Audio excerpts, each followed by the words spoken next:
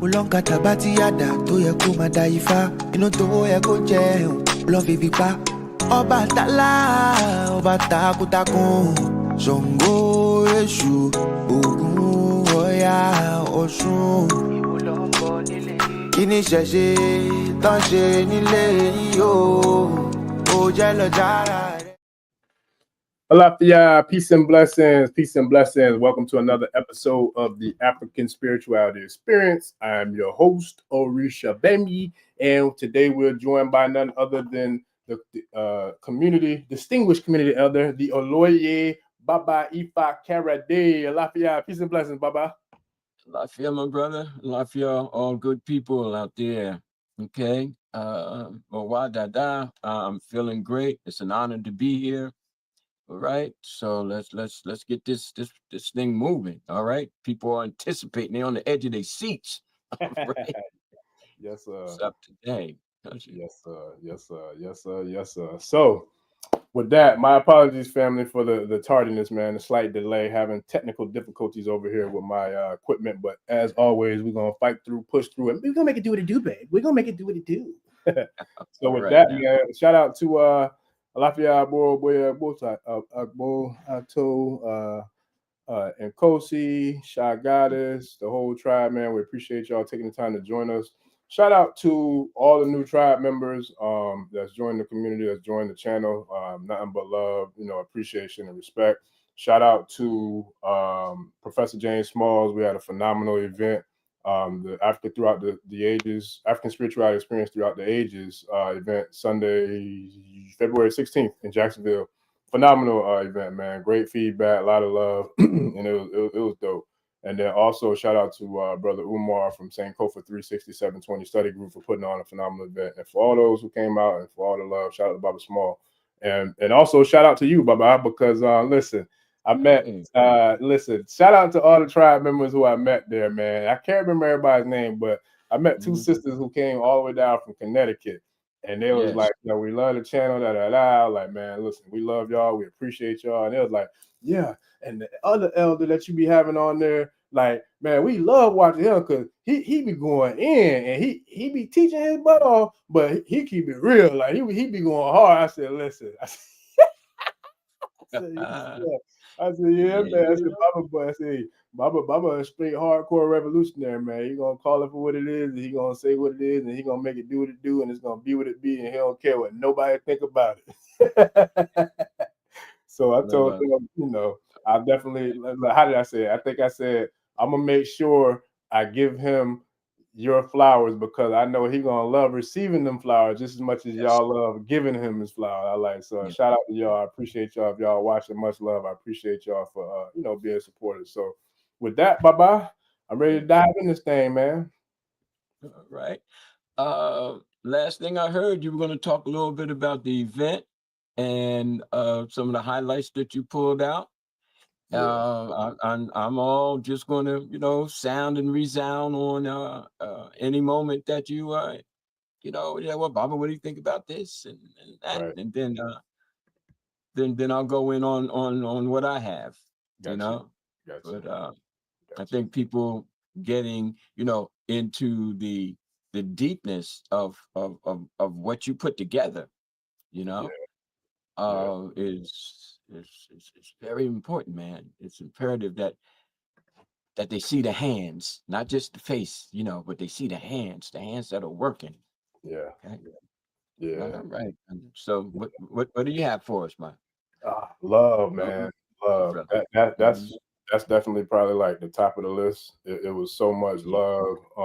It was kind of surreal to be honest, man, because that's definitely the biggest event that I've had or been a part of in regards to like hosting or being one of the speakers on the table or the ticket, what have you, since Ashe. And so it's like, I've had all kinds of experiences with my public speaking and, business consulting and doing keynote speeches and all that stuff. But it was like, this was different in so many different ways because this was something that was a direct result from, like you said, I feel like the fruits of the labor, the fruits of putting in the work, day in and day out, just consistently, doing the best that we could possibly do to bring out the best content that, or put out and produce the best content that we could possibly put out. So it's like, to be able to see and feel and like have the real life interaction, the real life and engagement, and the real life opportunity to have the energy exchange, that was different. It hit a lot different for me, being that Ashe is something that was built organically off of spirit and really just being obedient, to spirit. And I recall a part of the presentation where the brother Umar asked me to kind of, take the mic and just do what it do. So what I did, man, we had us a Ashe, town hall discussion, Jacksonville edition. You know what I mean? So, because I like to get the crowd involved, whether we're doing it virtually or we're doing it in person. That's something that I've always been. I think that's always been one of my best tools as a speaker, as a public speaker, because when you're in front of a crowd, like, for me personally, I can't speak for other people, but for me personally, my experiences of being in front of crowds and speaking to crowds, you want to make sure that that crowd is feeling what you're saying. You want to make sure that they picking up what you're putting down. You want to make sure that there's a real legit energy exchange that's going on, between you and the crowd, just like we do here on the podcast. It's really no different in that aspect. But for me personally, in person, it is different because I feel like you can feel a person's energy. Like, you can feel their energy, whether it's negative, it's positive, or whatever the case may be. And I think to have that be a moment to where there was several different aspects where it was like surreal to me. I think one of the biggest things is like to be able to be a part of an event for a historical figure that I've been studying and watching their work for so many years. You know what I mean? Like, it's one thing to be able to, like, interview him on the podcast, which is surreal. Same thing with you. You know what I'm saying? So it's like that within itself will never get old to me. I don't care if we're doing this for 30 years. I'm still not going to not have that. Wow, this is happening. You know what I mean? So it's like, so to go from driving hours, I drove to Miami to see him. I've seen him here in Tampa. I've seen him. I can't remember where else I've seen him, but I went a lot of different places, and I was happy and proud just to be in the arena, but to be able to be working with him, you know what I mean? To be able to hand the mic to him, and you know what I'm saying? Like, to open up with, giving the prayer to the ancestors and to the great God in heaven. Like, it was just so many surreal moments where it's like, man, like, this is happening, and it was profound for me. But I think that was all dope. I loved it all. But the fact that I can't tell you how many brothers and sisters pulled me to the side that was like how much Ashe is impacting them in their journeys. I think that was like something that you can't put a price on. Like, there's not a check that could be written that will give me that sense of fulfillment and gratitude and humility, to be able to make an impact for our people. And I spoke about, during the time that I did speak, in regards to like addressing the crowd, I spoke about how Ashe came about, and that was literally based upon my trip to, when I didn't know then, of man, as luck would have it, or I should say, as E-Ray would have it, to on my way to being OG Say 2. You know what I mean? Like, going to Nigeria, going into the room, going to meet Orumila, in the Igbodu, like, all those things were all a part of like what was going on in my mind and my spirit as to like the feedback from the love and support that was given. And so for me, it goes back to that, and I'm gonna need you to please throw me an assist on this one.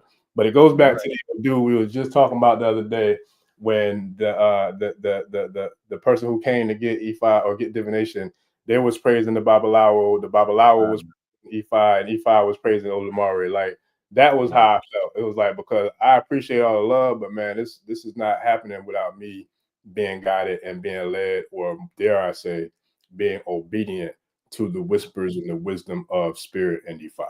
So that's my Sports Center highlight of what this event was. It's incredible, brother. It's incredible. It's incredible. And what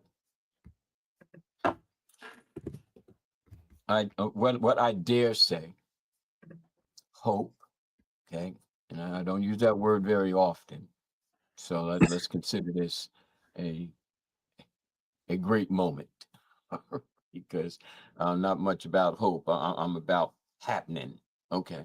But the greatest hope as a result of the happening is that those who are involved to whatever degree in Ifa, Sheshe, and any of the syncretisms, etc., okay, have greater opportunities to see via the experience that you're sharing, via the work that you've done. Okay, and we said ekouche. Okay, is that what is presented is more than what one has seen. What one comes to recognize is the movement of a people, our people, beyond the quote unquote spiritualization, beyond quote unquote the ritualization, beyond quote unquote the initiations, and all of the Asians except nation. And though perhaps small in comparison to an empire, to a civilization of a movement statement, all of those in attendance were creating a bond, a stream of consciousness that bespeaks what spirit is bringing to the material world, and not just spinning around in a spiritual complexity that is reenactment and regurgitation.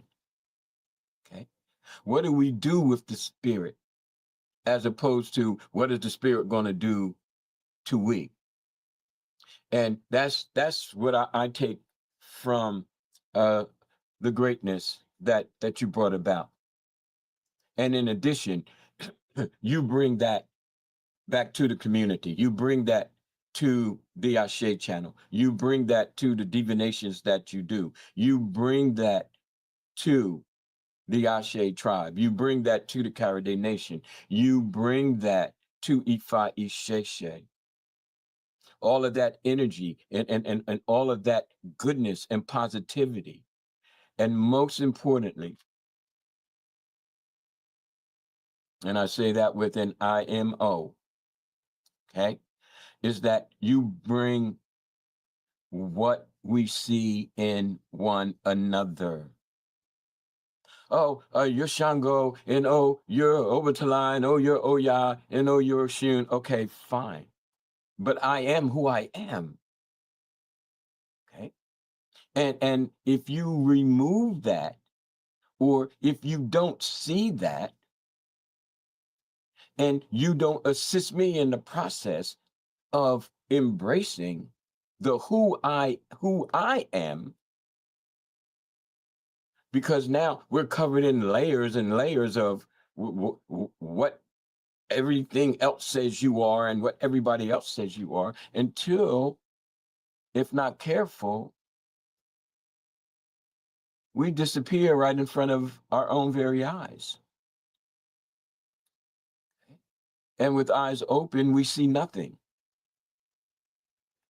And with eyes closed, we imagine that nothing really sees us. Okay. So, and concisely, Baba Rishabami, that's what I pick up.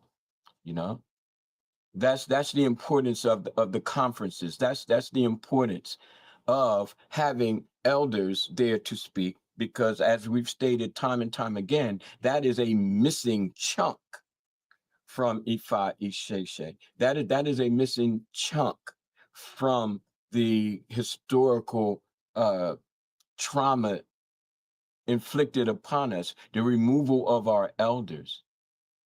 The post-traumatic slave syndrome is still in effect. And what elders we can hold on to are still working through and have still worked through their traumas. Okay. Even though a percentage may have made it, quote unquote, but the greater percentage of us, that other 90 to 95%, of us still suffer from the missing pieces. So to have the elder come in and speak, that's another healing directive. So again, I say to you, Ojise, okay, Baba Rishabemi, Ekushe. Appreciate you, Baba. Yeah, definitely appreciate you, man. Definitely. It was profound, like I said, to say the least. Right. And you know, and I love doing it, man. It's been a while, like I said, since I had that type of event or been a part of that type of event, and I forgot about how powerful and how good that energy exchange is. And for the tribe, everybody, the Ashe tribe, y'all will be getting some sneak peeks. I got some footage that I'll definitely be uploading in the community. Hopefully, it'll be up tonight. If not, definitely by tomorrow, as well as shout out to the Ojise Institute.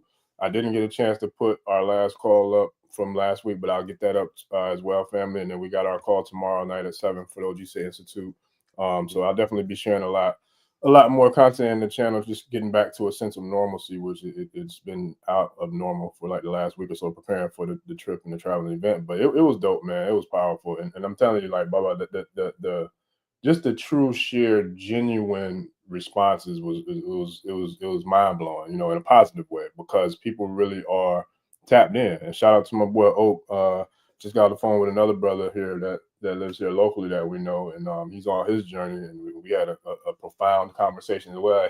He was shouting you out too, man, because he was like, man, I checked the chat out, he's like, but man, I ain't know Baba, I ain't know he go hard like that.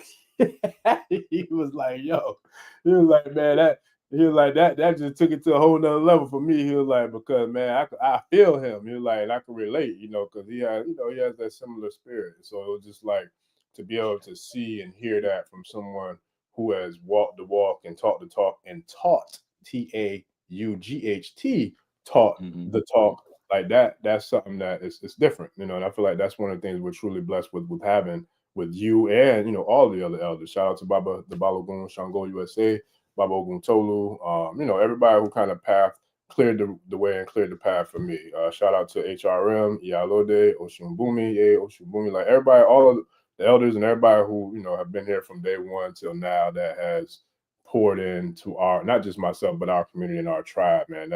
And I feel like that's literally what the separation factor is for us: the raw, real, authentic, you know, transparent, just keeping it a buck, but also the priceless hundreds of years of wisdom that is also being transmitted, you know, throughout these airwaves. Because, you know, you got 40 plus, or Baba Tolu 40 plus, Baba Small, probably up there, you know, 50. I don't know. He been putting their work, you know, for a long time. Yeah. And so it's just like Professor Kaba, shout out to the Queen Mother, you know, from the Moors, you know, Baba Mukasa Dada. Like, we've really had some very powerful forces come through here, and now to like get to chop it up with people in real time who really appreciate it, who really vibe with it, who rock with it.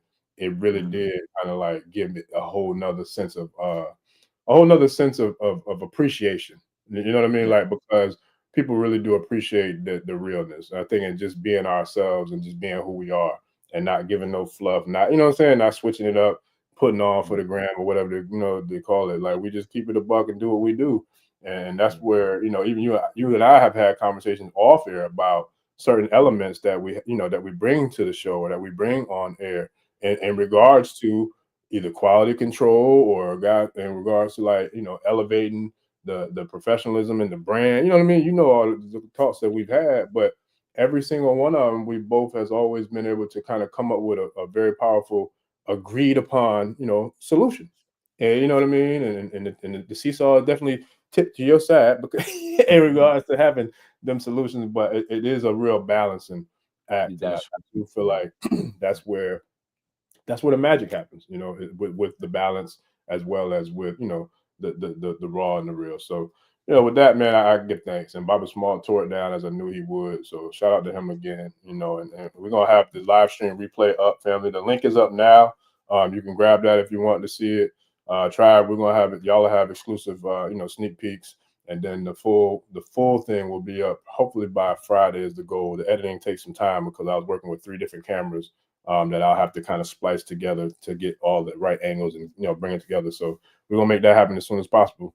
So with that, Baba, the topic was African spirituality throughout the ages, and he went around bringing from the Kemetic. He focused, I think, more so on Ifa than any others, but he hit a lot of the different spiritual practices.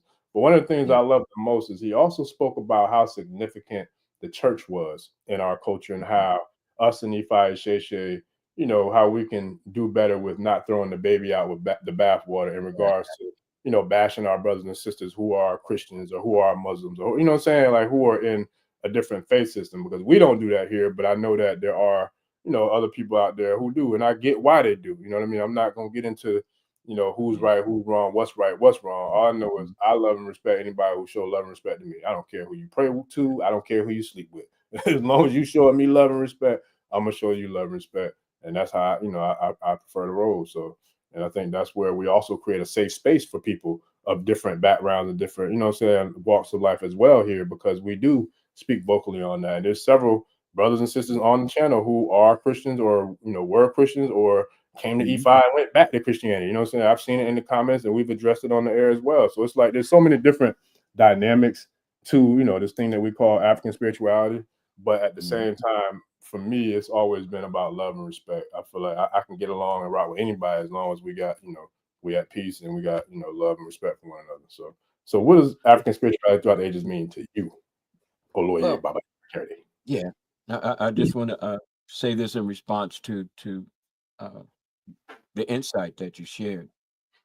I think sometimes we go hard against others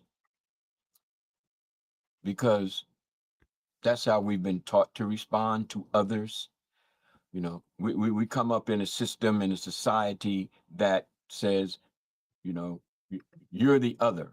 So therefore, once we step beyond that and embrace more of a unifying outlook, it becomes much easier. And one would hope, well, I don't know what's going on with me in this hope thing today, but hope is good, I guess. One would hope, and then in the process turn hope into happening. I like that. Involvement with our people and becoming more aware of the historical challenges that occurred. See, too many of us are still under very deep and misconceived notions about how things came to be. How did our ancestors become Christian? Becomes more a matter of concern than if they're Christian or not. Okay. How were they able to survive because of Christianity to a greater degree than if they did not? Okay. Because of course it wasn't 100%. Tulsa was burned down. Rosewood was burnt down. All those folks up there, a church was bombed with little kids in it. So it wasn't about, okay, we just gave up, our African ways, and more specifically, Ifa Sheshe. It was tortured and beaten out of us. And no matter how it's made to look, with what we call educational paternalism, oh, we saved you kind of energy and attitude, or we brought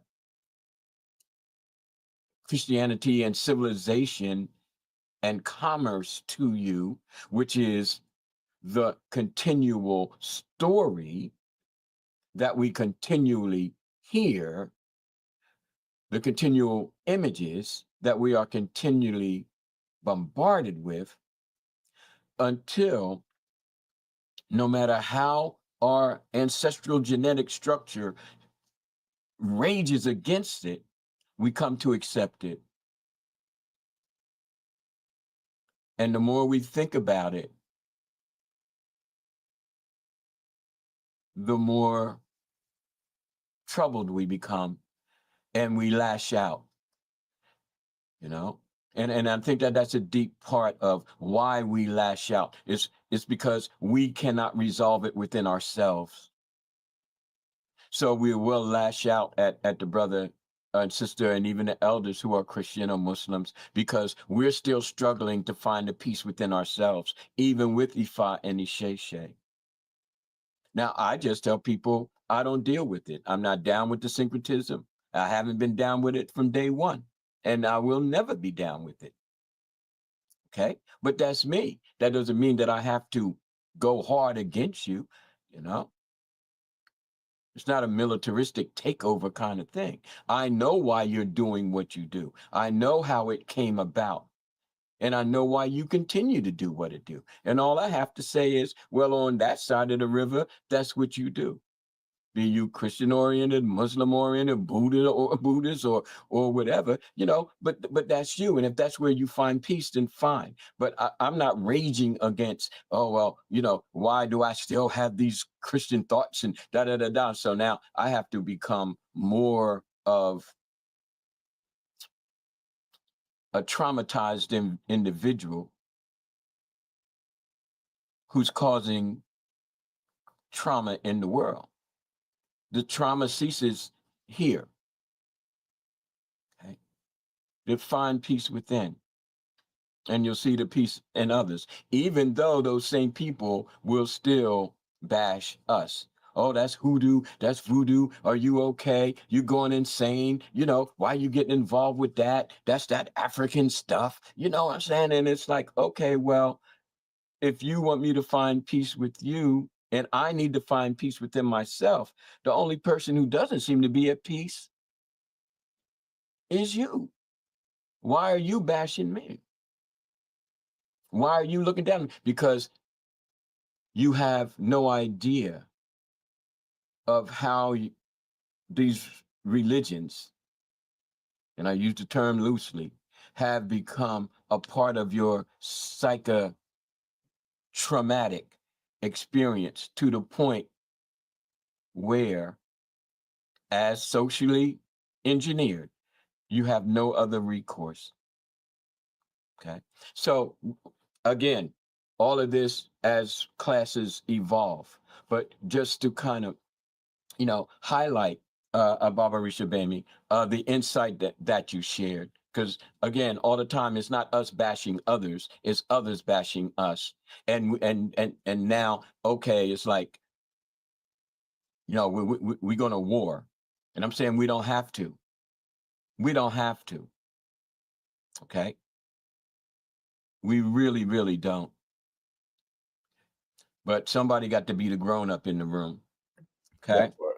Yes, sir. That part. You know, somebody got, we're doing all this to evolve ourselves and to transcend, not being Christian or not being Muslim, but to be authentic, as I heard you, you know, refer to. This is who we are. This is what we do. This is the way that we found. And we can do, you know, cross-referencing and you know, we can see where you are in us. And I see that you're trying to see where we are in you. You know, you're doing Kwanzaa's in the church. You understand what I'm saying? You know, you're trying to bring some kind of Africana, you know, study into your realm, but it's not changing your belief. And nobody's really asking you to change your belief. That's going to come on its own or not, you know. But don't try to pressure me into changing my destiny, my spiritual directive, you know. But so just saying that. Now, when we talk about African spirituality and kind of branching off from the statement that we had, I'm going to read this quote, and then I'm gonna get a little bit into Imoye. Now I'm gonna read this quote based on what you put together and experienced a few days ago with the monumental conference that you had. Because again, people need to see that we exist beyond the initiations, and we are again, and we exist beyond the Orisha. We do. They're just portals to understanding self, not dismissing self, which is kind of, again, very Catholic. Just don't be. It's going to be other divinities and entities that will make a way for you. And that is something that I personally feel as though needs to be rethought. Okay. So again, your Yemoja, okay, all of that, but that's just a portal. Your Oya, that's just a portal, all into assisting you find your authentic self, because ultimately you are your Ori. And that's why it's called Orisha and not Yemoja Sha or Shango Sha or Obatala Sha. It's called Orisha because it's your Ori, right? And those entities, okay, are there to assist in the transcendence of you to that ultimate understanding. Okay. But going back to you, and again, homage to Professor James Small, okay, whom I've known for quite some time. Okay? Yes, look, you know what's funny? We talked about you again Friday night because he got there. No, I'm sorry. We both got there Saturday. Initially, we were supposed to meet Yeah, Friday, he's but my brother. yeah, man, it was all love. Like I said, and I'll tell Yeah, him the same thing I tell you. It's still surreal to me, to be able to talk to both of yeah. y'all, to work with you, man. It's a dream come Well, true. I'm just going on a quick commercial break here. It'd be like, I know you kind of planted this seed about a conference where you had 2 or 3 of us, Listen, yes, sir. and we would just have the panel. We go Yes, old sir. school. We the panel, such and such, Professor Smalls, Yeah, Professor Karade, yep, people would be like losing their minds. They'd yeah. be like, "Oh, we're Listen, gonna make this happen," listen. you know. All Yes, right, sir. in the commercial. All right. So here we go. In gratitude, for the work that you're doing, and for rebuilding the eldership in Ifa Ishesha. Okay. Any religion that professes to be concerned about the souls of men and is not concerned about the slums that damn them, the economic conditions that strangle them, and the social conditions that cripple them is a spiritually moribund religion awaiting burial. When I came across this quote, I was surprised, but not surprised that it was from Dr. Martin Luther King Jr. But what hit me so hard, and I posted on my Facebook page under the Karade Nation, is that goes for Ifa, Isheshe, Yoruba, or Risha, whatever term your Ile or house decides that it wants to utilize. But we're searching for greater truths here. Okay. And to have conferences and to develop classes and to bring in the psychological dimension of Ori, to bring in the philosophical dimension of Ifa, to bring in cultural context so that we're just not believing again in what we're told, but we start to believe in what we've come to understand, okay? Based on dialogue, based on interaction, based on, again, the conference, based on the institute, based on the books and the wealth of knowledge that's out there. You see, no cultural context, no philosophical directive, okay? no psychological journeying. What about the mindset? Are we just to lose ourselves? Okay. No building. Okay. Virtually nor concretely. And so the question has always been at the back of my mind, okay, then what are we doing? I mean, literally, what are we doing? The longer I've been back, as the prodigal Babylao, if you will, the more I'm seeing that our people aren't learning. The cultural context is weaker than it was back in the 90s. The philosophical, what does that have to do with religion? Well, that sounds mighty Catholic. It doesn't really sound, from the Oyo Empire or the Benin Empire. It doesn't sound like we actually came from somewhere, And again, the lack of teaching, it's incredible. We're becoming less the more we get into it. And to me, that's problematic, because then that leads to, again, going on belief. And every time that belief is challenged, we get stronger into our belief until we are just walking around like so many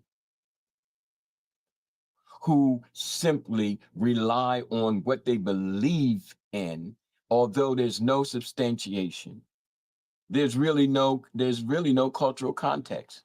There's no historical relevance outside of what they're being told, not realizing that those stories have changed over time, okay, for hundreds, if not thousands of years. And that's a fact. That cannot be argued nor debated. Anybody reading the Bible telling me, "Oh, that's the word of God," and that's what came down, and I'm like, you're you're delusional. You know how many times the Judaic people have changed that, and how many times rewritten, and then Constantine, 325 AD, Anno Domini, got his crew together, and then they went, and then you got the King James Version, but you're telling me that that's that? And the same goes for all of it. For all of it. But we tend to use belief as a shield against working on self and expanding consciousness. Expanding consciousness. Okay? Because we're warped in, I'm going to say it, exploitative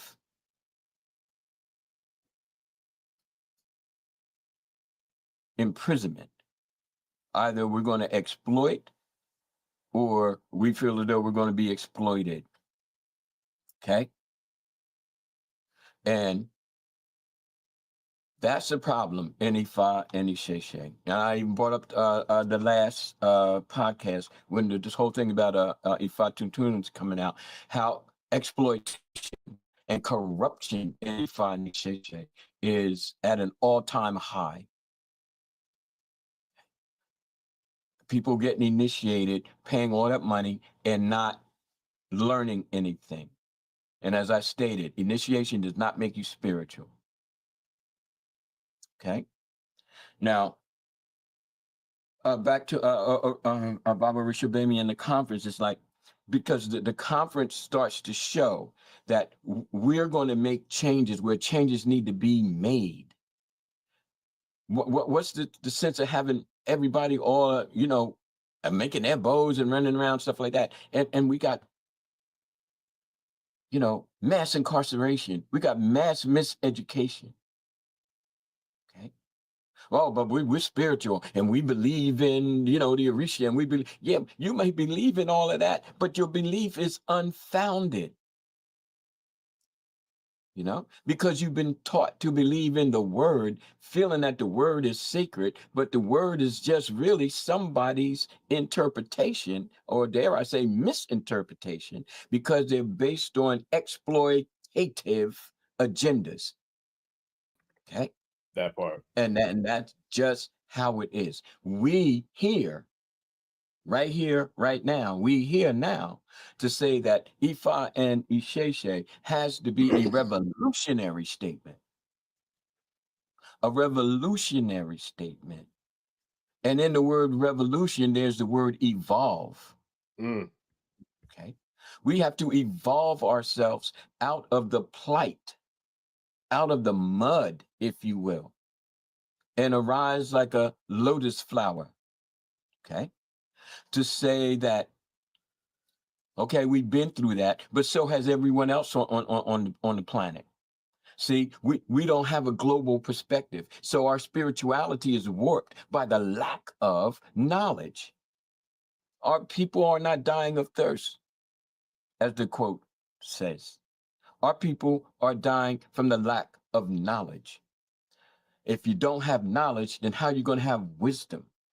And if you don't have elders to pass on any given particular type of wisdom from any religious road, then you just have a bunch of people who are just, I get my 1,000 divination and make my 1,000 ebo and then go through this. Now, mind you, I'm not saying that all of that is like something that I'm going to war against, but it's what I'm seeing.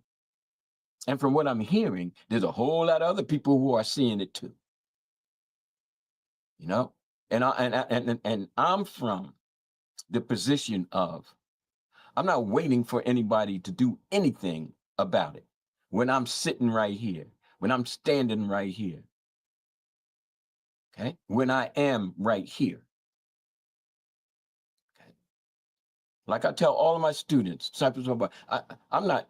No, we don't follow curriculums. We don't follow the AIs and all that kind of stuff, because we're not followers, we're leaders. And all leaders can walk together. And that doesn't mean that any of them are following anything except their destiny and their road to evolving self and people and humanity. Okay? We're missing that in Ifani Sheshe. We're missing that in African spirituality. We are. Let's face it. Okay? But understanding why, back to that, understanding why, understanding how it happened, and understanding why it continues to happen. Exorbitant amounts of money to, make priesthood and all that kind of thing. And it's like, if that's spirituality, then somebody needs to, take another look. Okay? Just take another look. You're grown, you're going to make your decision. Anybody trying to tell you what to do up in here. But I suggest you take another look and see what you're putting out and kind of gauge what you're getting back. Okay? But again, we have to have people who are willing to go where Ifa is needed. Okay? Into the slums, okay, as stated by Dr. King, I'm putting in quotes, but we're talking about the hood, all right, and face the conditions, the economic conditions, and the social conditions. Okay. If we aren't willing to do that, then what is our spirituality for? Oh, I just want to walk through nature. Oh, I just want to feel the breeze. Okay, I just want to be a child of God.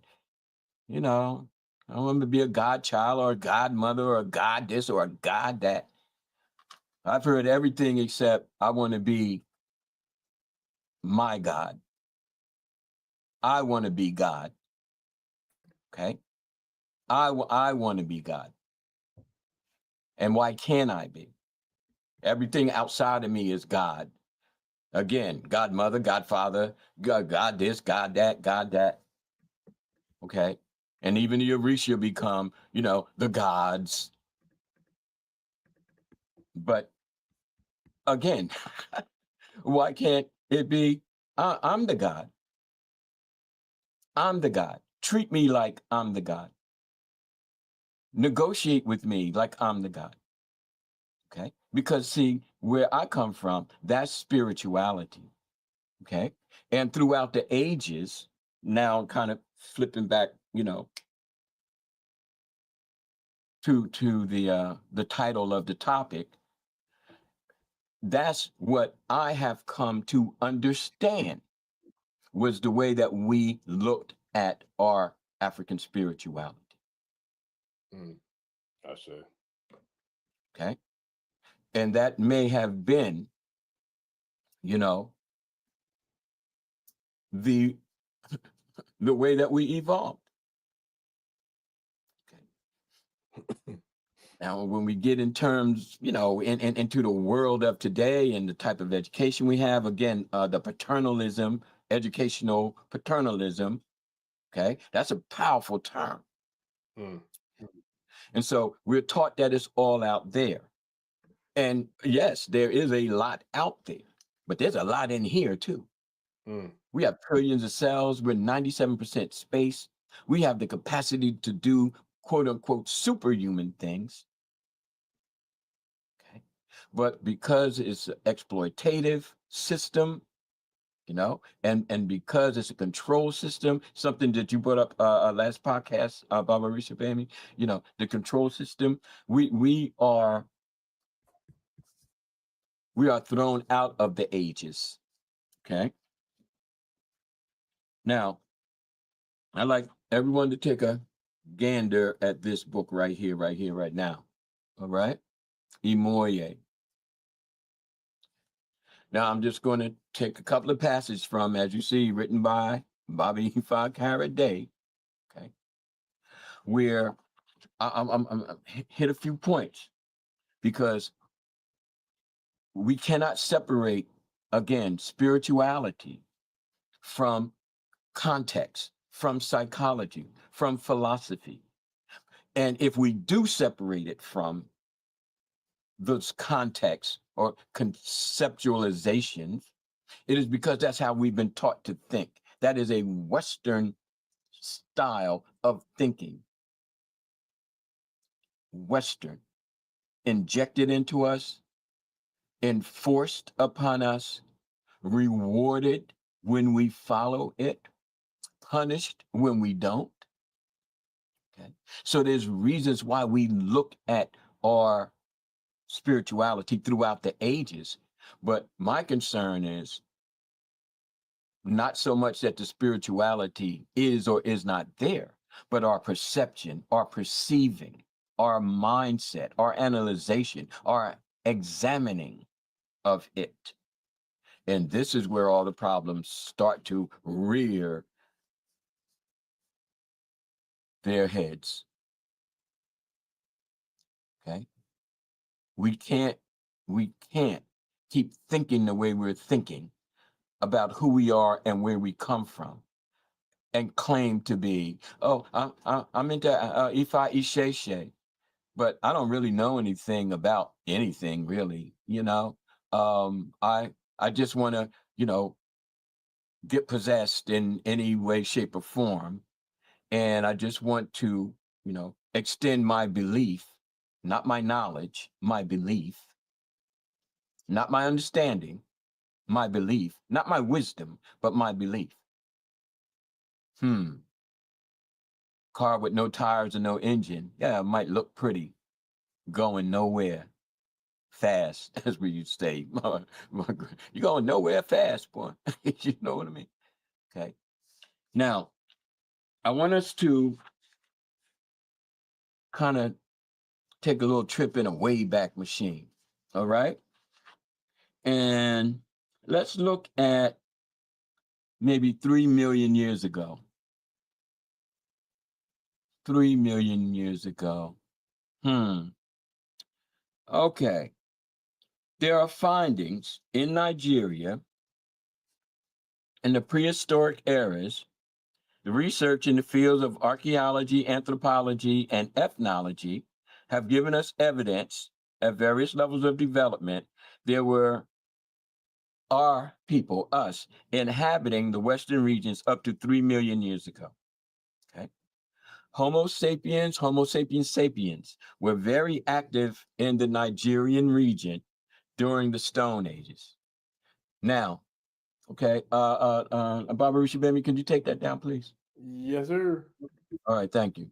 No There have been a number of studies and excavations that show that we were actually there, going back at least 3 million years ago. Now, as time goes on, we find in Nigeria, we have the Mejiro Cave in Old Oyo, Afrikpo and Imo State, and also Iwo Ileru in present Ondo State, which prove beyond a doubt that hominids and prehistoric human beings were inhabiting and adapting to that specific environment. In Iwo Ileru, scientists have unearthed skeletons, burial chambers, etc., dated circa 14,000 BC. Okay. Now, I'm just going to stop there. I'm trying to let those dates sink in. 3 million years ago. Okay. 14,000 years ago. Okay. Oh, and it gets better as the thousands of years progress. But the point is, how many times have you seen us during those time periods? The point being, when we think of, as we've been taught to think of prehistoric man, interestingly enough, okay, what's the first image that comes to our mind? Okay, basically Neanderthal, let's just face it, okay? And basically not looking like you nor I. If we can't accept how we've evolved as human beings, then it is very difficult to accept how our spirituality has evolved. You understand where I'm coming from? Because we lack the context. We can't even see ourselves being that ancient, being that old. Okay? The furthest most of us can go back, let's face it, is probably 1300 AD. You know, Ghana, Mali, Songhai, okay? All greatly impacted by Islam, by the way. All right? Some of us have gone back a little further into the Oyo empires, the Benin empires, okay? Zimbabwe. Some of us have gone back even further to Nubia, okay? Kemet. Kush. The Kushites, yes. Mesopotamia. I guess it depends on how deep your studies have took you. Exactly. However, we don't see the images. We can't follow the spiritual growth of us because we can't follow the historical, the philosophical, and religious context of us. Say like we could follow if we were doing Greco-Roman, where we have noted philosophers, Socrates, Plato, Aristotle, you know what I mean? We start to be able to name it. Greek gods, got sneakers, Nike was the Greek god of victory. You understand? So the planets are named after them. So we're always immersed in Westernization and the history, philosophy, mythology, and every contextual reality. Okay. Even movies, gladiators, and all that kind of thing. You know, we're continually bombarded. And so their world is continually a part of our existence, even the language that we speak. Okay. Now let's flip the script. Okay. And we start to study more intensely and intently what we were doing. And we start, recreating the images, and we start redesigning the educational system and structure that puts an emphasis not on us as, the noble savage motif, which is very, very harmful, and not the missionary, okay, projection. Basically, we see more pictures of us impoverished, ill-clothed, and unknowing, because we're trying to adapt to a very, very, hostile environment, and we're under the whip, literally. But so you can take that snapshot and say, oh, look at how they are. But as Zora Neale Hurston points out in Bao Kun, when she interviews the elder, okay, who states that, again, they took the clothes off of us and then told the world that we were naked savages. Right?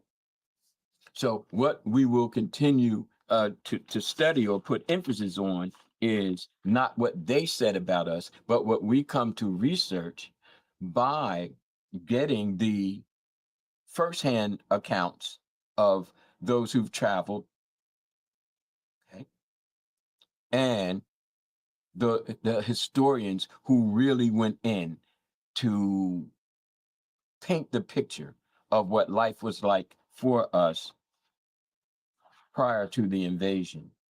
Okay. Okay.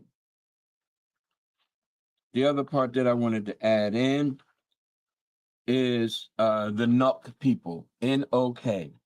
Okay, the Nuk people. The Nuk people were, as one might say, the first kind of rise of civilization there within what is now the Nigerian region and beyond.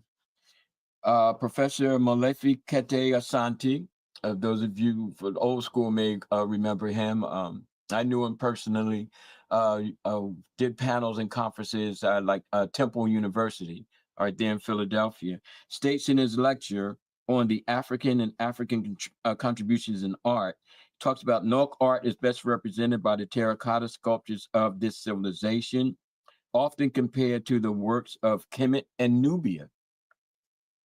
Now, all of this is happening in the Western region. Okay. No slight against, the whole Cometan drive, but again, we're kind of, we're not even throwing the baby out with the wash. We're just walking over the baby. Okay. Baba, can I chime in for just a quick second? Yeah, no, take your time, brother. So shout out to listen. The chat is going ham. You hear me? Like they going ham in there, man. Like I had to tell. I think it was T and Sha both made some profound, powerful statements. They was going back and forth. And then Kosi just dropped. He didn't drop the damn nuke. Because he talking about history and like how deep and how far this goes, right? So yeah. So I'm gonna go with Nkosi's, and then I'll go back to Shy and T's because I want to get your perspective on theirs. But Nkosi shared the fact that in fact, I'll just bring the comments back up now. But we were talking about like the first one was in fact the first one that Nkosi dropped was now he sees why you call on us to have a global perspectives. And I like that part, you know what I mean? So, but that's real. And then also he mentioned Nap the Plier. So now Nap the Plier, and Kosi going way deep now, boy. So when he said that, I'm like, yo, I got the book on that. So the book, right, is called The Origin Map. And The Origin Map is a book about Nap the Plier, and it breaks down the discovery of prehistoric megalithic astrological maps and sculptures of the universe that they found, you know what I'm saying, in Africa. So, and mind you now, And this is funny because this topic came up during the Q&A session with Baba Small on Sunday, where it was a brother. I can't remember his name. I want to say his name was Dalo. If he's watching the channel, shout out to the brother Dalo. But basically, it was along the lines of, the question was somewhere along the lines of authors or researchers who happen to be European, but who have contributed some very, very powerful works to bringing truth to light about the true history of the true oldest people in, you know what I'm saying, of cultures of this planet, right? And so it was dope. It was a great exchange between the two of them. And I'm just sitting there like, okay, like it was going in. But I say all that to say that I own several books that were written by several European scholars, but they're speaking and teaching real life, true history through research, through, you know what I'm saying? Like they did due diligence, like they did dope work. And I got to give credit to, the dude Thomas Brophy, because he's breaking down our history, but he's giving it from a true perspective for what it is scientifically, you know what I mean? And not trying to put the curve on it. Kind of like what we see with a lot of these alien shows. It seems like 99.9% of all the commentators and all the researchers and all the people who are in these current documentaries all seem to be of European descent. However, I haven't seen a lot of the ones that make it to the mainstream, that has a lot of us in it. But these particular authors and researchers, they did it the right way because they did it from an unbiased perspective. I feel like they did it for the true sense of doing scholarly work. And that's what the origin map is. It's a powerful piece of work. I salute the dude because he keeping it real, but he's sharing real, powerful, impactful, historical and astrological, information on behalf of just sharing truth for truth. You know what I mean? So I gotta, salute that and respect that. But it's a very powerful book, very, very powerful book that goes back into showing how there was several different monuments that kind of like, I wouldn't even say like Stonehenge, because Stonehenge is like not the ply, but it was a Stonehenge-esque, you know what I mean, layout of rock formations that were in alignment with the heavens, like just like how ancient Kemet, like I know those stars, like the three stars of Orion's belt, all align with the three major pyramids, in ancient Kemet, which is Khufu, Khafre, and Menkaure. Khufu, Khafre, and Menkaure all align with Alnitak, Alnilam, and Mintaka. Those are the three main stars of Orion's belt. And then right behind those three stars, you have Sirius, which is the brightest star in the sky. So it's like those are we're going way back now. Now you're going back into like the Dogon era and the Nomos, and you know what I mean? Like we're going back. But it's just cool to see how deep, the tribe going in the comments about, about all the information that's being shared. So yeah, they going in. Yeah, and we need to go in because there's no other way we're gonna get in. That's fact. We need to go. Yes, sir. There's everything that doesn't want us to go in. There's everything about, again, the educational system, the religious system, the way that we think, the way that we perceive, that is negating the going in process. Okay. We don't have enough pictures. We don't have enough discussions. We don't have enough of the inclusion of this, of which we're speaking, in Ifa and Isheshe. And I find that troubling, to be honest with you. Okay. It's like we just keep hiding behind spirituality. Again, the belief is a force field that keeps us from facing truth, that keeps us from facing reality. And we'll just, give truth to whatever somebody basically tells us it's true. And it's like, no, it need not be that way. Okay. Because we find a necessity to walk in our own truth together. Okay. Now back to the Nuk people, because and I truly I embrace what was just discussed, yourself and Kosi. Right. In addition, okay, we have the Nuk culture radiocarbon dating back 3,500 BC to 2000 BC. And then they kind of eased up a bit, and then they rearose with their civilizations from 900 BC to AD 200. We know nothing about them. We know nothing about them. Not that there's nothing to be known about them. It's just that we don't know. Okay. Because they're circumvented by what has become prioritized. Okay. But we're leaving a great part of our heritage behind. You know, we are. And how can we discuss our spirituality? Because at the base level, the Nok people were there. And from them sprang the different peoples, but not only in a physical sense, you know, in terms of generations, children, but also thought and spirituality. Okay.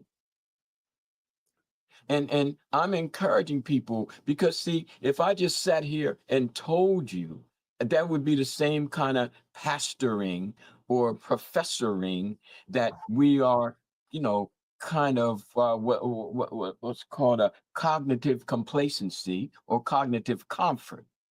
Yes, I'm suggesting, based on the podcast, based on what I'm putting out there, that you do some research.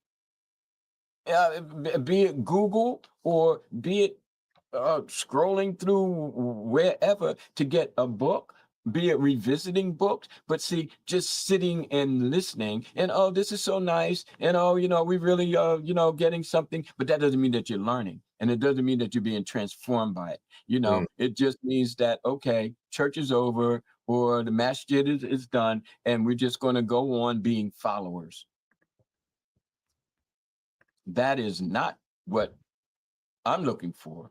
And Baba Orisha Bami wouldn't even have me around if that's what he was looking for, you know. So what we're doing is we're looking for people who are going to, you know, pick up, okay, Ifa Isheshe, and then bring about change, social conditions, change, in the impoverishment of our people, change in the miseducation of our people. That becomes spirit in matter. That becomes what matters. Okay. All right. So we have the nut culture. All right. Okay. Risha Bami. Yes, sir. Block me out for a second. There's No problem. something happening. No, I'll jump in because I'm gonna jump in and address the I got you. Yeah, family. So I'm gonna jump in with T and Shy and Kosi, where everybody's chopping up, especially in regards to like with the pyramids and Kemet.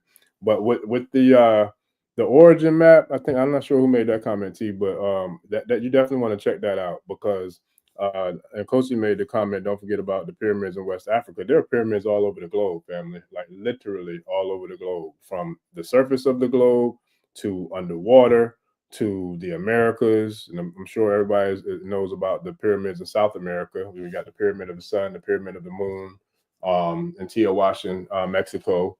We got a lot of different pyramids all across the globe. But I'm gonna tell you right now, like there are a lot of pyramids here in America that people don't know about. If you want to look up and Google the Cahokia Mounds right there in Illinois, is one of the largest pyramids out there. Actually, the Cahokia Mounds, when you look at the sheer circumference of the base of the Cahokia Mounds, they are actually in measurement in being considered some of the largest pyramids on the, I want to say on the planet, if I'm not mistaken, that had been discovered and unearthed that people actually have record of.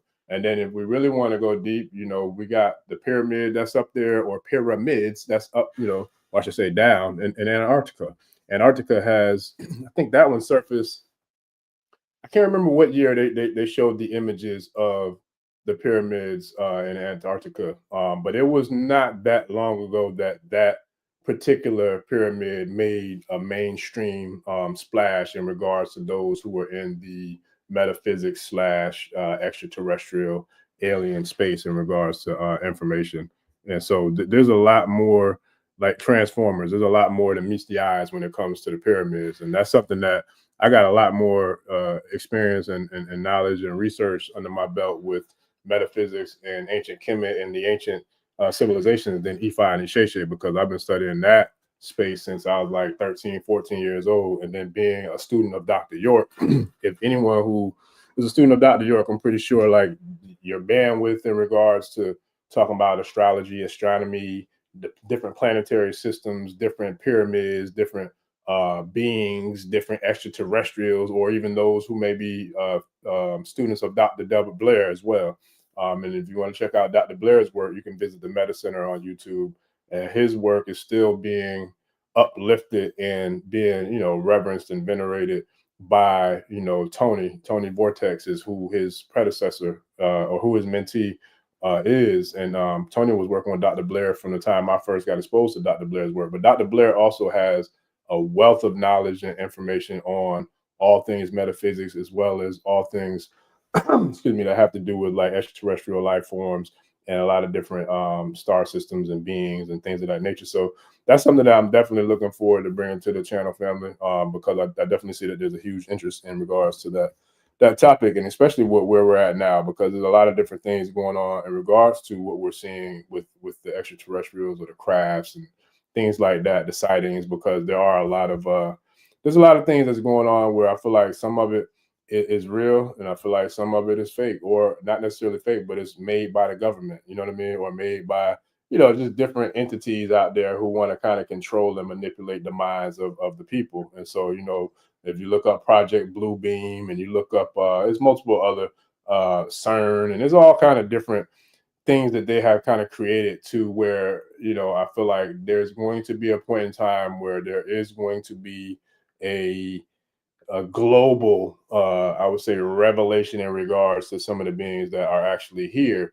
And what I feel like the dark energies or dark entities are trying to do is they're trying to F with our minds to get it to the point where we can't tell what is real and what is fake.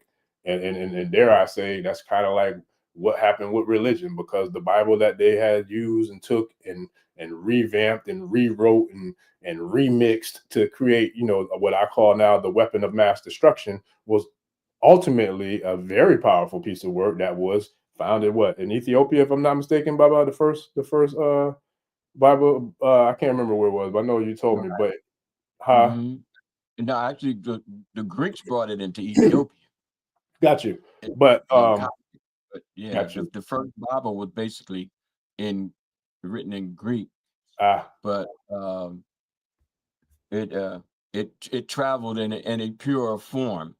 Right. I would dare say, because there were some deep people who were translating and bringing together, But then the Coptics, of far as the Ethiopians, and then of course now we're rolling around to the Romans, who just basically destroyed it, in their global, megalomania. You know what I mean? They're just going to control the world. But it's a lot. It's a lot. Yeah. Nah, I was driving in on those comments while you was off, Baba, but you can go ahead and jump right back in, man. All right. So I'm gonna we're talking about faith factors and systems directly plugged into Ifa Isheshe. Okay. And again, this is all more material for classes and of course the institute. Yes, all sir. right. Okay, Ara, the hill where the Orisha first descended. So when we start looking at the various Odus in terms of the earth being created, getting into that, again, that quote unquote religious kind of context. Okara Ogunda, the earth is created and inhabited by Rumila and the 16 Odu. Oludumare sent forth the 400 plus one Irumoles or Orisha. Okay. Okanran Ogunda is the Odu where this world was created. Ofun Okanran, Oludumare was preparing to send people to Earth. The Creator began to reflect on the vision of how the more powerful people would inflict punishment on the weak. Okay. Otura Meiji, The creator speaks to Orunmila. Let us make humankind in our image. The world is created. The Orisha bring forth evolution. Okay. And it goes on. But this is probably my favorite, and it's E.D.O. Warren. The source of our existence is comprised of our father, mother, head, and generative organs. The combination is known in totality as Isheshe. It is the Isheshe that we must first propitiate before we venture to placate any Orisha. This is the Odu speaking, E.D.O. Warren. Okay. Ramification of this directive within the religious and philosophical structure of Ifa or Great. ... All right. Things that we'll cover, more deeply in our classes and in the institute. But going back to the five hills, if you will. Okay, Ara, the hill where the Orisha first descend upon. Okay, Igete, the original home settlement of Orunmila. Okay. Okay, Itashe, the home and center of Orumila's teachings. Okay, Isokun, the first settlement of Obatala. Okay, Imogun, the first home and settlement of Ogun. Prehistoric data speaks of this area of Ife, which was not just a city, but a vast territory at the time. Artifacts from the late Stone Age dating back 15,000 to 5,000 BC. Human remains have been found going back to 8,000 BC. Okay. From 350 BC to AD 500, people from various locales on the continent of Africa were migrating to Ile Ife in steady progressive waves. Now, of course, the stories continue. The historical data is there, okay? But we tend, because that's how we were taught, is to separate the historical from the spiritual. And I kind of share this experience, perhaps one time too many, but I can remember going to various conferences, and this one was in upstate New York, okay? And this was, again, back in the 90s. And I'm going on, I'm into my bag. I'm like, yo, this is this. We need to have historical context. We need to go through conceptualization. We need to cross-reference. We need to have a global perspective. Okay, this is what I'm working on perfecting. This is what I'm working at being a master teacher of. Okay. And many people, in the audiences at the time were basically telling me that they didn't want to hear that. And I'm like, I'm not surprised. Okay. But for the sake of conversation, why? Why don't you want to hear it? Tell me. Since you're telling me you don't want to hear it, then tell me why. Now, meanwhile, I'm on stage. I'm behind the podium, or I'm walking back and forth with, the screen in the back, and people are like, "Okay, well, Baba, Ifa Karade, we're having a little difficulty with this because we've already separated the historical relevance from the religious practice." Okay. And from our religious practice, we're deeming ourselves African-based religions, regardless of the syncretism. Because you're still calling Orisha, you're still with the Patakis, the / Odus, or Odu / Patakis, okay? And you're still, pulling from that experience of my people, okay, who are in part your people, but you got the Spanish and you got the Portuguese thing happening. I get it.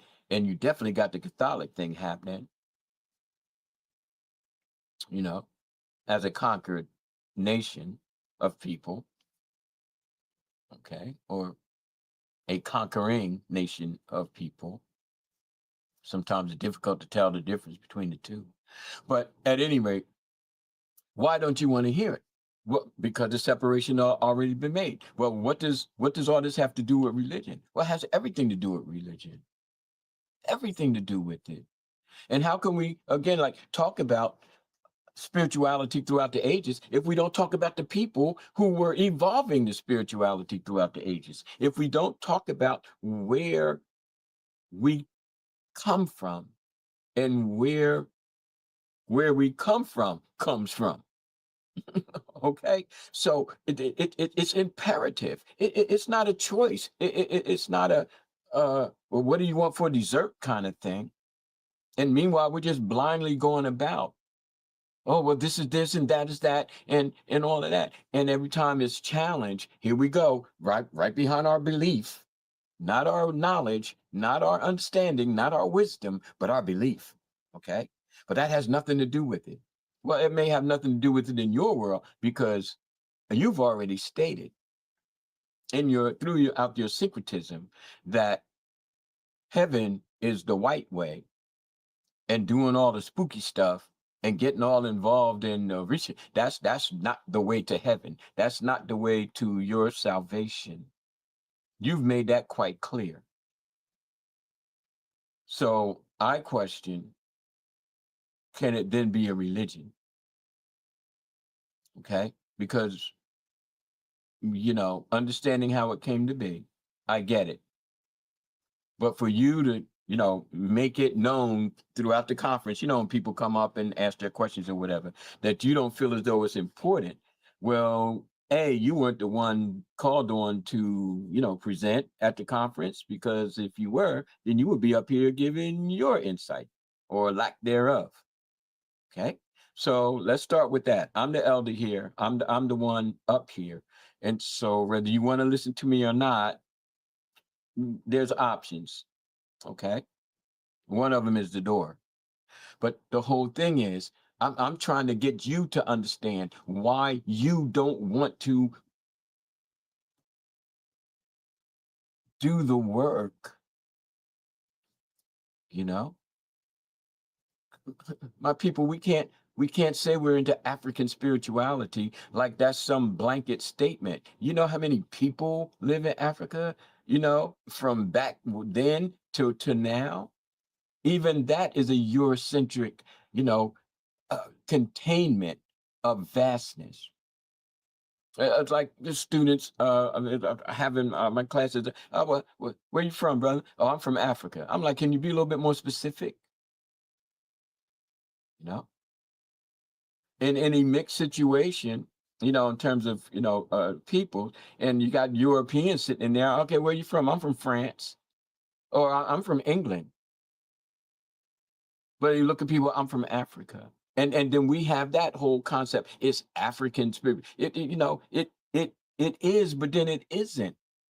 Because you have so many different people and so many different cultures and so many, ways of translating spirit and interpreting spirit.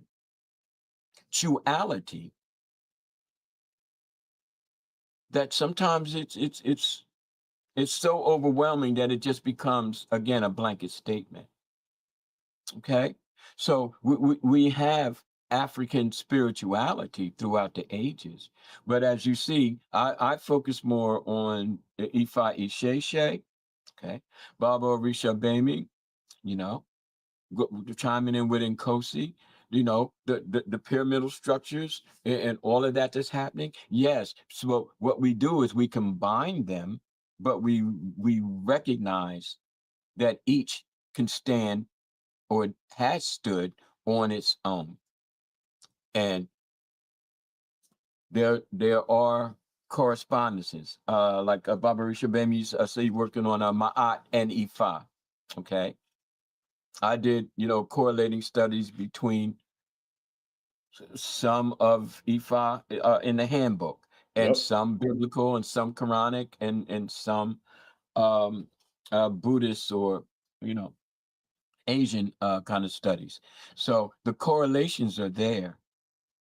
But when we go into these elays and these houses, and there's none of it being discussed. None. Zero. I find that troubling. I find that troubling. And no one can say, oh, well, that's the way with all religions, because that's not true. That Bible is full of historical references, be they exaggerated or not. That Quran is full of historical references, be they exaggerated or not. The Odu is full of historical references. But mostly folks just tell you, oh, well, you need to do this for Shango, or you need to do this. There's no context to even the Odu when it comes down to references. And that brings me to there was a statement that I came across from 1824. Clapton and one of his boys, they were exploring the English, and he wrote down in his journal how the Oyo Empire looked to him, and it was amazing. He talked about how well dressed we were, how well organized we were, okay, how royal we were. And I don't think he wasn't exaggerating. He wasn't trying to sell anything. There was nothing to sell, but it was a first-hand account. Okay, and the same with Ibn Battuta. Okay, see, we getting our hands on these first-hand accounts, it was going to help us to change our perception and our perspective, and then we can talk more deeply about spirituality. Because I don't feel that we can reach our spirituality blindly. That we can just keep saying we're spiritual, and at some point we're just going to magically become spiritual, miraculously become spiritual. It's just like people who think meditation is just emptying the mind. Oh, I'm not going to think about anything. I'm meditating. Well, no, that's not meditation. That's mindlessness. The meditation that we practice is holding that object in the mind until it bursts into other realms of conscious perceiving. See? So skills, techniques. I was doing initiations. People sitting down. No, we're going to sit here. We're going to practice meditation. Oh well, and the other elays they don't do this. Well, then you should have gone to the other elays, because I told you from the beginning. We're here to do the work. This not about pretty. And if you want festivities and you want to be somehow elated, then fine. Not everybody eats the same kind of food. But if we don't put in the work, then why are we calling it isheshe? Which basically boils down to doing the work as a definition.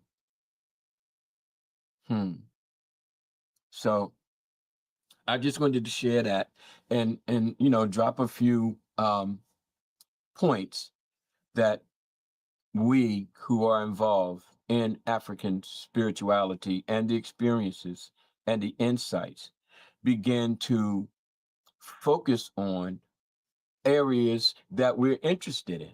Okay, like Baba Rishabh, they're interested in the Kemetic and Pyramid. I'm not as moved by that as he is.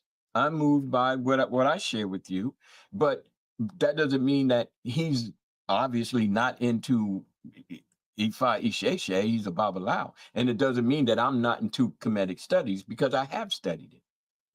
But you see, all of this one size fits all kind of thing, and if it's not done this way, then it's not done right. That's real Western. It's really, really Western. And if we think that everybody in our empires was doing the same thing at the same time, running around making 500 elbows every time somebody looked at them funny in the face or whatever, then it's like, well, this is what we did. You know nothing about what we did, okay? Because we're unstudied and we're just riding on the winds of educational paternalism and religious paternalism, all based on missionaries more so than serious scientists, regardless of their backgrounds or persuasions. Okay, so in closing, you know, we can have different people who are in different positions. Not every doctor is a brain surgeon. No, not every physician, okay, is a cardiologist. You understand? But they're all doctors, and they,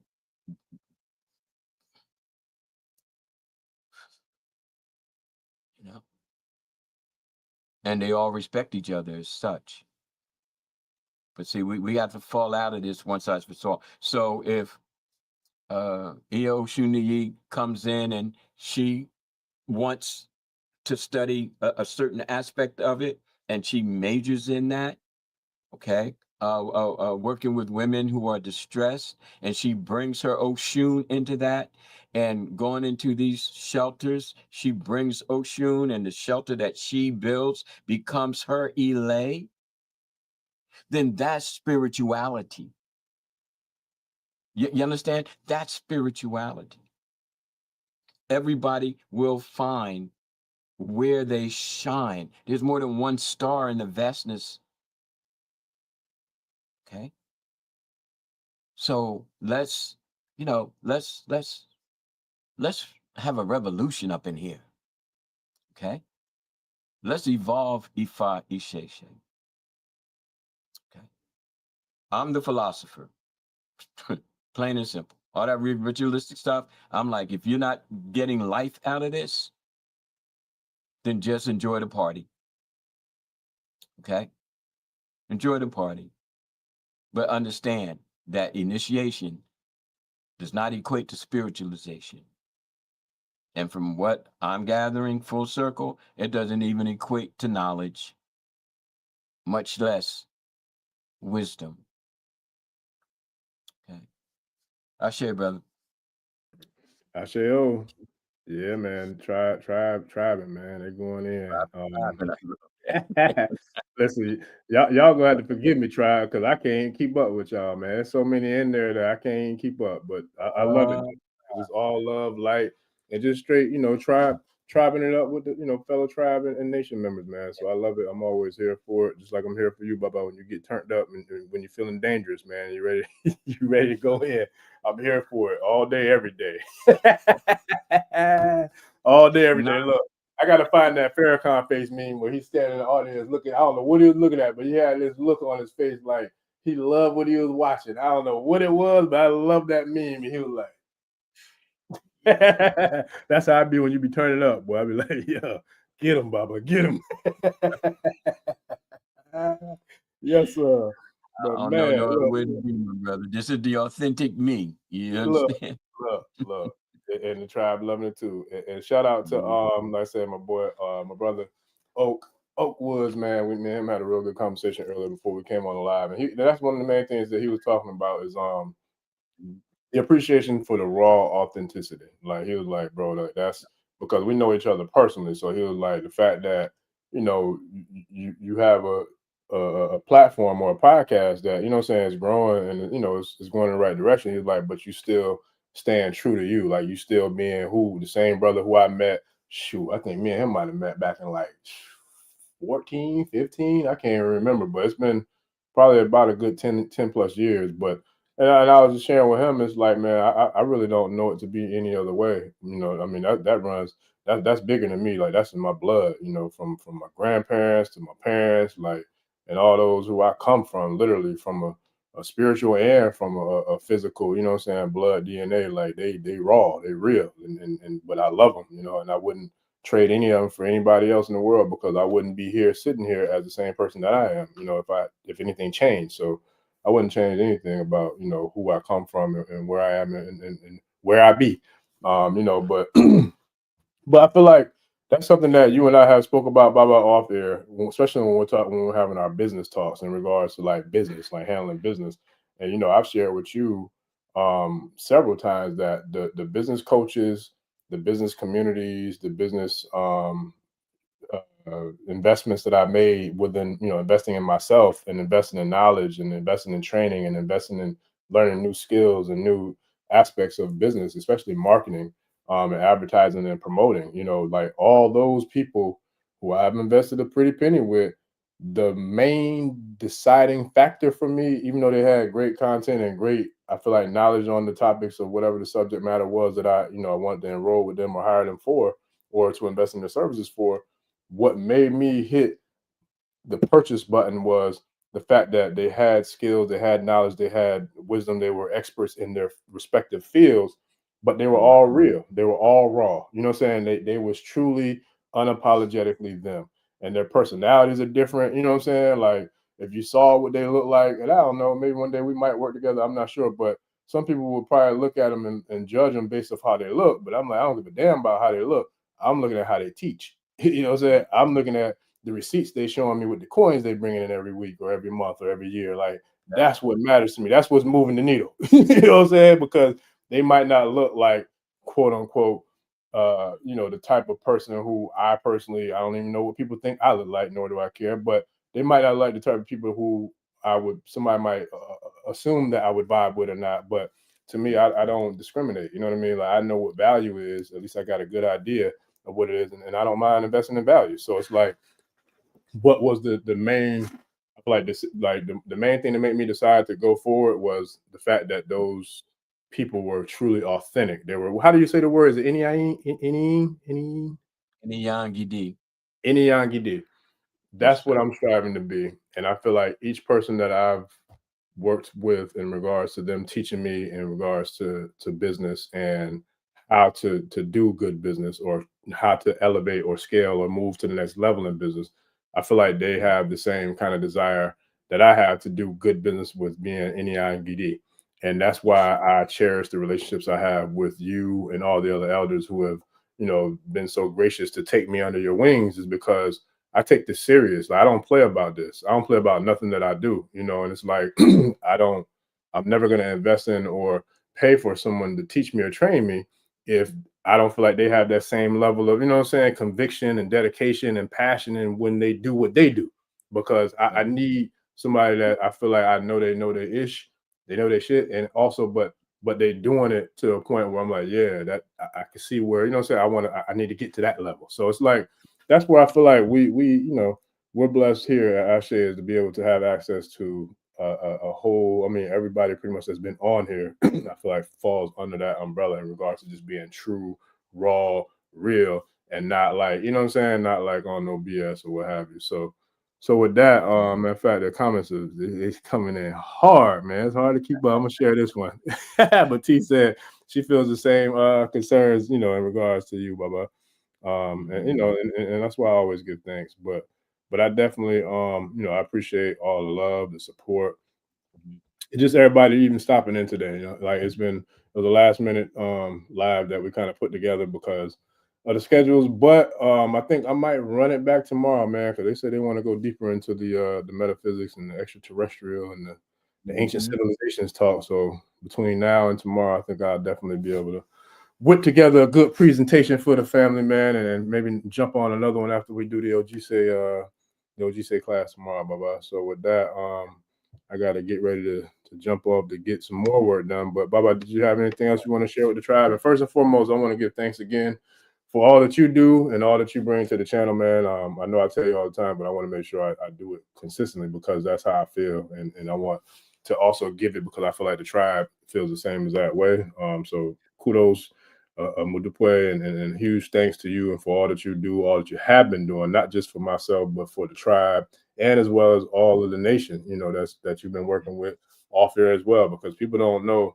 I think some people might think it's just this that you do, but you do a whole lot more than that. You still teaching in the classrooms, you still, you know, looking over, you know, a lot of different devotees. Some of us have been blessed to be, you know, priests and priestesses, and Awos and, Babalawos, Yanifas, and you still, coaching and kind of like herding all of us, guiding all of us, and pouring in that wisdom, pouring in that power, that strength, that raw authenticity. So I want to just give you your flowers myself personally again, to thank you for all that you've done for my journey, and for all that you've done for our entire tribe, and for the whole Karade Nation, as well as the OGC Institute, man. And I'm telling you, it inspires me. You inspire me. You motivate me, and it's cool to see elders who are at the phase in your life that you are in, but y'all still killing it. Like you, Baba Tolu, Baba Small, Professor Kaba. Like, if I'm not mistaken, all y'all in your 70s. And I'm telling you, there's brothers I know at my age that ain't even doing half of what y'all doing. Like, none of y'all. And it's just like, God damn. I done told you several times how, like, when I talk to you and you rowing the boat, or you in nature, or you beating the drums, or you doing pull-ups, or like whatever you do, I'm like, man, I gotta tighten up. Boy, I can't let Baba be running laps around me like that, man. But it's all positive. It's positive competition. You know what I'm saying? You bring out the best, man. So I love it. Motivational, brother. Motivational. Yes, sir. You know? Yeah. Yes, sir. But just speaking of that term, again, not being, pastoral, or looking for the sheep, and trying to be, the shepherd, and all of these kind of ways that we've been hammered into what is and what is not religion, and then in the core of our spirit being diminished by religious practice. That's a powerful concern, especially for people who have been misled, okay, uh misconceived, okay, and just misdirected. And again, I'm saying this from a point of study, and a point of years of insightfulness, you know, and somebody has to say something, and then that somebody is me, and then we become, the voice. We all become the voice of change, okay, the voice of redirecting our energies to the God self, to the God self, and truly come to understand, not believe, but come to understand that such is our birthright, such is the destiny bestowed upon us when we are brought into this physical plane, regardless of what else is going on. We know what our destiny is. Regardless of the hurdles, we strive to overcome those hurdles, okay? Because destiny calls. Destiny calls. So if you're here and you're listening intently, and you're feeling deeply what is being shared here, then I would say welcome, Ekabo, because this is where your destiny is leading you. To learn, to grow, to evolve, to transcend, to ascend. Because you know that there's more to Ifa and Isheshe than getting a reading, knowing who your Orisha is, and being rushed into initiation. You know that there's more to it. You know it. And until now, you haven't been able to find it. Until now, until today. So again, I say, welcome. Ekabo. Okay. Welcome. Ashe. You're welcome. You're all welcome. Enjoy. don't know what movie that was from, but it was a good movie. That was a funny part. You're welcome. You're all welcome. Enjoy. I can't remember what movie it was, but real quick before we get out of here, Baba, I got a couple more questions from the tribe that I want to throw out there. Yeah, one is from Nkosi in regards to tomorrow's class. I'm trying to find it because the comments are coming in. He wanted to know in regards to tomorrow. Yeah. It was gonna be global perspectives and more. Gotcha. Okay. Okay. Yeah, and then Kosi, for you and everybody else that's in the institute, the link is the same, so it'll be the same link that was from last week. I can also reshare it in the Notion homepage. It should be in there though. Actually, I know it's in there, but I can put I kind of put a like refresh new updated post in there with the link as well, just in case if anybody might get confused or might not see it. And I'll probably look into sending a email out as well to kind of give everybody a heads up. I got you in Kosi. So yeah, no, I appreciate it. Family T, Shy, and Kosi, the whole tribe, everybody was going in. Definitely appreciate the love and support. Oshuni, and everybody else who came through tonight, man. We definitely appreciate y'all. I think I saw some new names. Shout out to Annette Mays. Let me see. There's a few other new ones. Annette Mays and a few others. I can't find them. But anyway, we appreciate you all, family. And I'll definitely be getting the links and the updates to the G-State Institute members. And I'll definitely look into that for you tomorrow as well in Kosi. But shout out to everybody. Shout out to you, Bye-bye. Shout out to everybody for the love and support. And yeah, we'll definitely see y'all again tomorrow, family. I'll probably look to do maybe 8:30. 8:39. Either way, whichever time I'll post it because we got the Institute call tomorrow, so I have to make sure I'm there for that. But once we wrap that up, I'll be ready to dive in for another live stream, man, to get into the metaphysics and the extraterrestrial files, the ET files. And I'm looking forward to that. Something I've been saying I was going to do for a while, but now I got to get the job done. And for those who are definitely deep into that space, shout out to Dr. Delbert Blair, who's an ancestor now, but this is one of his pieces of work. It's called The World Within.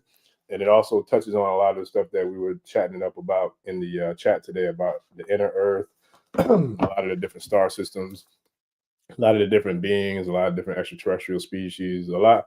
He dropped some heat, and I saw a few people in there saying that Dr. Blair was their man. So y'all already know what it is with Dr. Blair. So shout out to Dr. Blair. Shout out to Tony and the Meta Center, Tony Vortex, for holding it down for Dr. Blair and continuing on his legacy with his phenomenal body of work that Dr. Blair has laid down, and Tony picking up the torch and doing a damn good job for, holding it down for the legacy of Dr. Blair. So with that, family, I challenge all of our tribe members, for all of us collectively to learn, to study, to research, to do the work so we can all collectively, hold down the legacies of all of the distinguished elders that we have been so graciously blessed with, to come and share the stage on the Ashe channel, platform, community, etc. Man, we definitely appreciate each and every one of y'all. And I feel like at the end of the day, Baba, it's like,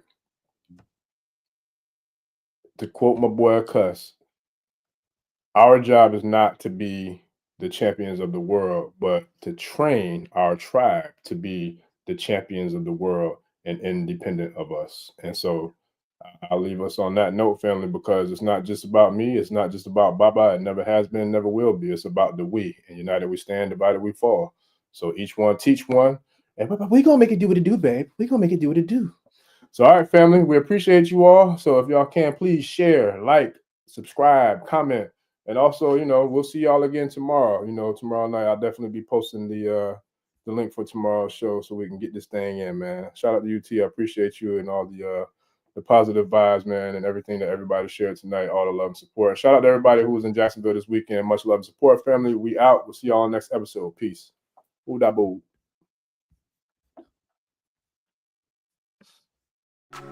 Ẹni tó gbàgbé ilé sàpò ìyàgbọ́ tẹ́ǹtì ẹni takísà ní tàtàn ò bá padà sílé anítìjàkọ ẹja lọ pé eégún mo sí ẹni gbẹ́rẹ́ ìpàkọ́. Forsake not your ancestors and praise your